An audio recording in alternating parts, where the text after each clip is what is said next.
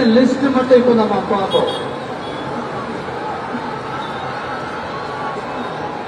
ஒவ்வொரு ஒன்றியத்திலும் தானிய சேமிப்பு கிடங்குகள் அமைக்கப்படும். இவை உலர் களங்களுடன் கூடிய கொள்முதல் நிலையங்களுடன் இணைக்கப்படும். வாக்குறுதி நம்பர் 50.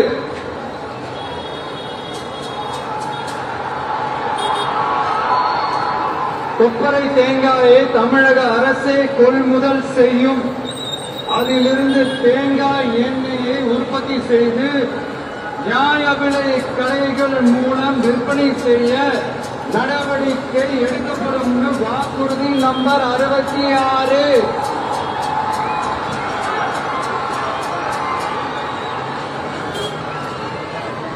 நியாய விலை கடைகளில் நாட்டு சர்க்கரை, வெல்லம் ஆகியவற்றை விநியோகம் செய்ய நடவடிக்கை எடுக்கப்படும். வாக்குறுதி நம்பர் 68. அரசு ஊழியர்கள் மற்றும் ஆசிரியர்களுக்கு மட்டும் இல்ல, போக்குவரத்து ஊழியர்களுக்கும் பழைய ஓய்வூதிய திட்டம் செயல்படுத்தப்படும். வாக்குறுதி நம்பர் 152. இதெல்லாம் சொன்னாங்களே, செஞ்சாங்களா? இப்ப நம்ம நாமக்கல் மாவட்டத்துக்கு வருவோம். ஒரு நாளைக்கு 5 கோடி முட்டைகள் உற்பத்தி செய்யப்பட்டு உலகம் முழுவதும் ஏற்றுமதி ஆகிற இந்த நாமக்கல் மாவட்டத்தில் அந்த முட்டைகள் வீணாகாம பாதுகாப்பா வைக்க முட்டை சேமிப்பு கிடங்குகள் அமைக்கணும்ன்ற அந்த கோரிக்கையும், பாக்டீரியா மற்றும் வைரலாஜிக்கல் பரிசோதனையை மேற்கொள்ள ஆராய்ச்சி மையம் அமைக்கணும்ன்ற கோரிக்கையும் பல ஆண்டுகளா இருக்கு.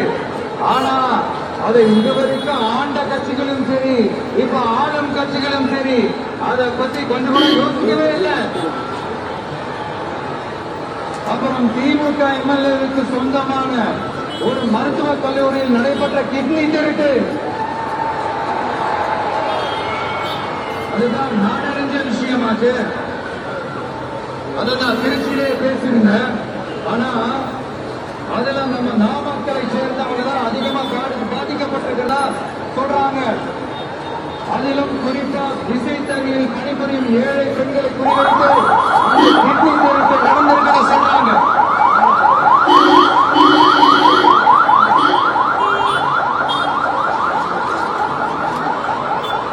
இதுல ஈடுபட்டவங்கள யாரா இருந்தாலும் நம்ம ஆட்சி அமைச்சதும்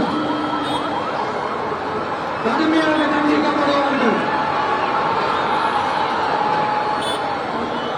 இந்த கிட்னி திருட்டுக்கு ஆரம்பம் எங்க இருக்குன்னு பாத்தீங்கன்னா தங்கவட்டி கொடுமையில இருக்கு. அதாவது விசைத்தறி தொழிலாளர்களோட வாழ்க்கை தரத்தையும் பொருளாதாரத்தையும் இந்த ஏமாற்று மாடல் திமுக அரசு மேம்படுத்தாத காரணத்தால அவங்க கிட்னி விற்கிற அளவுக்கு தள்ளப்பட்டிருக்கிறாங்க. இது எவ்வளவு பெரிய ஒரு கொடுமை! விசை தொழிலாளர்களோட வாழ்க்கை தரத்தையும் பொருளாதாரத்தையும் மேம்படுத்த தேவையான தீர்வுகளை யோசிச்சு உறுதியா எங்க தேர்தல் அறிக்கையில சொல்லுவோம். சாரி,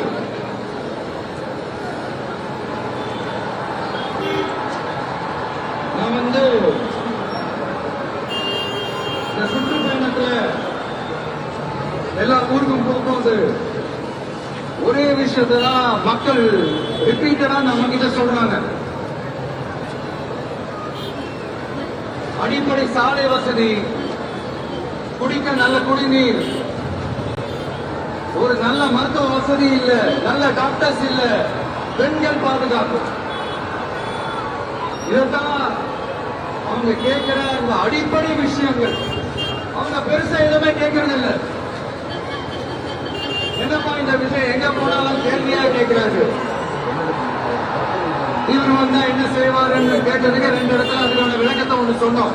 கல்வி, ரேஷன், மருத்துவம், குடிநீர், அடிப்படை சாலை வசதி, மின்சாரம், போக்குவரத்து, பெண்கள் பாதுகாப்பு, சட்டம் ஒழுங்கு, இந்த மாதிரி அடிப்படை விஷயங்கள்ல எந்த சமரசமும் இல்லாம கரெக்டா செய்யப்படும்னு சொன்னோம்.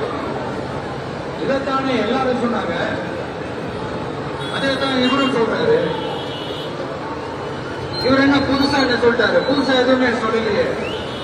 ஐயா, அரசியல் மேதைகளே, பெரியவங்களே, ஒரு மனுஷனுக்கு படிக்கிறதுக்கு நல்ல கல்வி, குடிக்கிறதுக்கு நல்ல குடிநீர், அவனை பார்த்துக்கிறதுக்கு நல்ல மருத்துவ வசதி, வேலைக்கு இடத்துக்கு போயிட்டு வரதுக்கு நல்ல போக்குவரத்து, அதுக்கான சாலை வசதி, பாதுகாப்பான ஒரு வாழ்க்கை, இதுதானே ஒரு மனுஷனுக்கு அடிப்படை தேவை. இன்னைக்கும் இங்க நம்ம எல்லாருக்கும் இது தேவை தானே. அப்புறம் அதை சரியா செய்வோம்னு சொல்றது தானே சரி. அதனாலதான் சொன்னோம், எது நடைக்கு சாத்தியமோ எது உண்மையோ அதை மட்டும் தான் சொல்லுவோம், அதை மட்டும் தான் செய்வோம். இந்த திமுக மாதிரி பொய்யான வாக்குறுதிகளை எப்பவுமே கொடுக்க மாட்டோம். புதுசா சொல்லுங்க என்னத்த சொல்றது எனக்கு புரியலையே. என்னத்த புதுசா சொல்றது?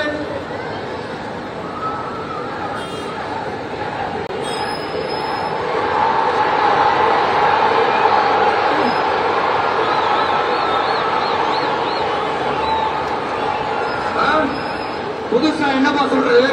செவ்வாய் கிரகத்துல ஐடி கம்பெனி கட்டப்படும், சாத்துல கல்வீடு கட்டப்படும், அமெரிக்காவுக்கு ஒத்தடி பாதையை போடப்படும், வீட்டுக்குள்ளே ஏரோப்ளேன் ஓட்டப்படும். இந்த மாதிரி அடிச்சு விடுவோமா? நம்ம சிஎம் அவர்கள் அடிச்சு விடுவாரு, அந்த மாதிரி அடிச்சு விடுவோமா?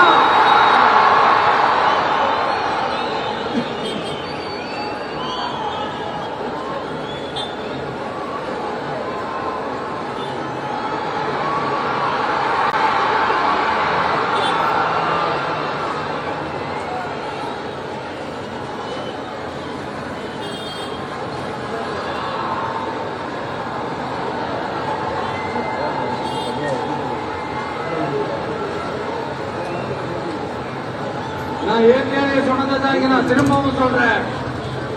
ஒண்ணு, இந்த பாசிச பாஜக அரசோட எப்பவுமே நாங்க ஒத்து போக மாட்டோம்.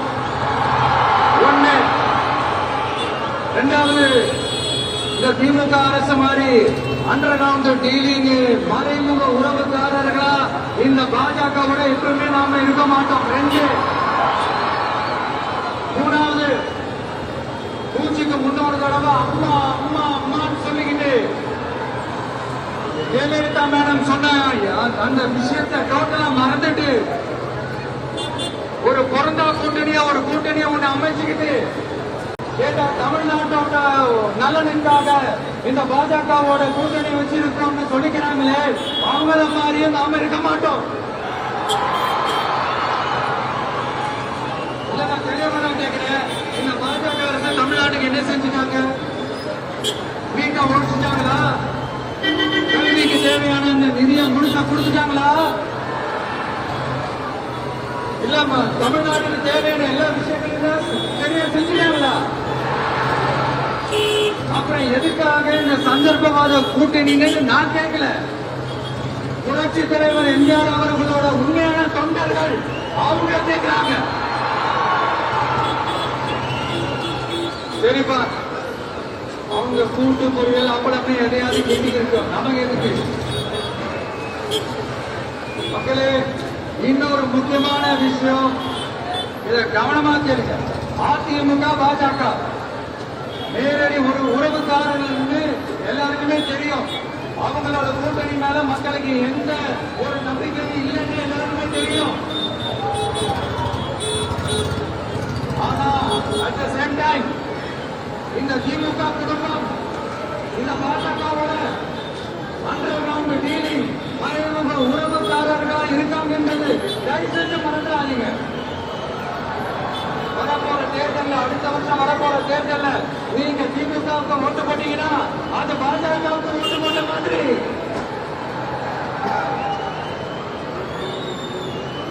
வெளியில அடிச்சுக்கிற மாதிரி அடிச்சுக்கோங்க, ஆனா உள்ளுக்குள்ள வேணாமங்களே, ஜாக்கிரதை, யோசிங்க.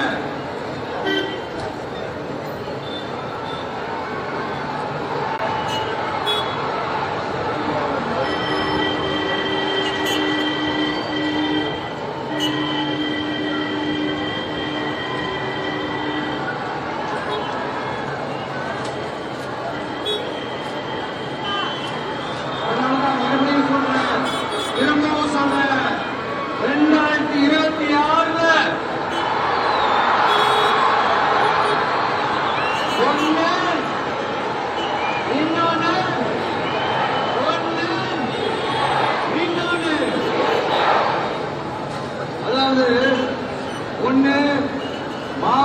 மக்கள் சக்தி கொண்ட எளியோரின் குரலா இருக்கிற களத்துல இருக்கிற டிவிக்கு இன்னொன்னு கொள்கை இந்த பேர்ல மக்களை ஏமாத்திக்கிட்டு கொள்ளையடிச்சுக்கிட்டு தமிழ்நாட்டை ஏமாத்துற இந்த டிஎம்கே இந்த ரெண்டு பேருக்கு நடுவுல தான்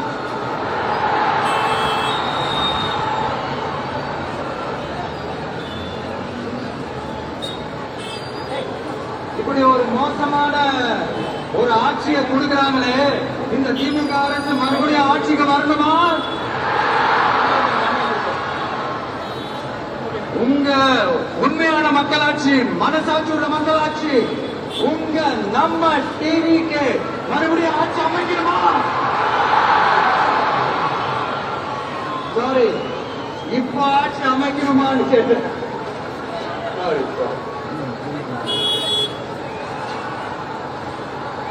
நண்பா, நன்றி, தோழா, தோழி, என் மேல இவ்வளவு நம்பிக்கை வச்சிருக்கிறீங்களா? என்ன இவ்வளவு நம்புறீங்களா? பார்த்தலாம், ஒரு கை பார்த்தலாம். சத்தியமா சொல்றேன், நான் ஒரு 2-3 வாரத்துக்கு முன்னாடி என்னமோ ஏதோ நினைச்சேன். பார்த்தலாம், சத்தியமா பார்த்தலாம். கான்பிடண்டா இருக்க மக்களே, நல்லதே நடக்கும், வெற்றி நிச்சயம். மீண்டும் சந்திக்கும் வரை நன்றி, வணக்கம்.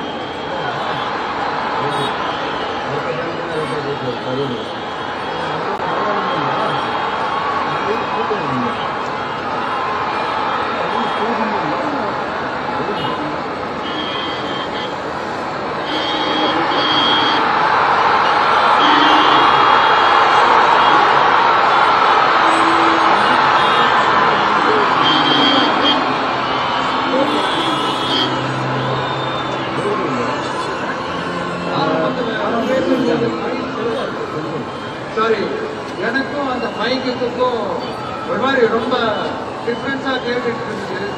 அதனாலதான் கொஞ்சம் அந்த விதமா புரிகிறதுக்கு கொஞ்சம் டைம் ஆயிடுச்சு. Okay, thank you so much.